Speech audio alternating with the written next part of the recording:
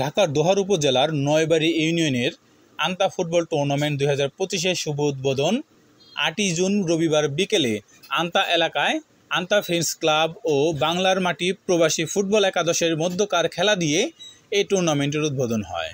বেনজির আহমেদ ইমনের সঞ্চালনায় ও নির্দেশনায় খেলায় উদ্বোধক হিসেবে উপস্থিত ছিলেন AM ফাইরুদ্দিন আহমেদ, সাবেক সভাপতি বাররা হাবিলউদ্দিন উচ্চ বিদ্যালয় পরিচালনা পর্ষদ।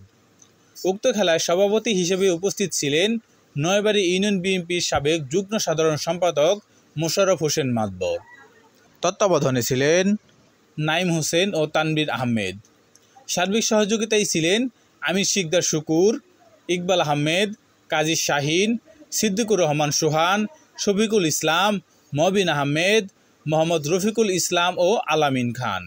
বেনজির আহমেদ ইমনের নির্দেশনায় নাইম হোসেন ও তানভীর আহমেদের তত্ত্বাবধানে আর উপস্থিত ছিলেন নয়বাড়ি ইউনিয়ন বিএনপির সদস্য সচিব নাসির উদ্দিন আহমেদ মিলিটারি, ইউনিয়ন বিএনপির প্রবীণ নেতা আব্দুর রাজ্জাক, বিশিষ্ট সমাজসেবক ও শিক্ষানুরাগী আন্তা বড়বাড়ি জসিমউদ্দিন।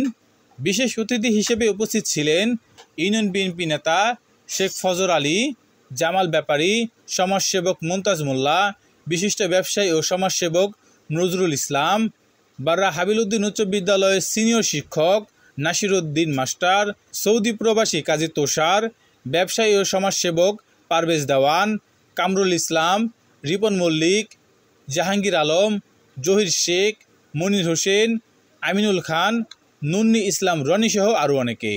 দুদলের মধ্যকার খেলাটি মোট 50 মিনিট ধরে চলে। 25 মিনিট চলে প্রথমার্ধের খেলা। প্রথমার্ধের খেলায় আন্তা ফ্রেন্ডস ক্লাবের রাতুল 1 গোল দিয়ে এগিয়ে রাখে দলকে। দ্বিতীয়ার্ধের খেলায় শেষ সময়ে বাংলার মাটি প্রবাসী ফুটবল একাদশের রাকিব 1 গোল দিয়ে সমতায় ফেরান দলকে। পরে খেলাটি ড্র হয়ে শেষ হয়। মোহাম্মদ সুমন, DN বাংলা, দোহার, ঢাকা।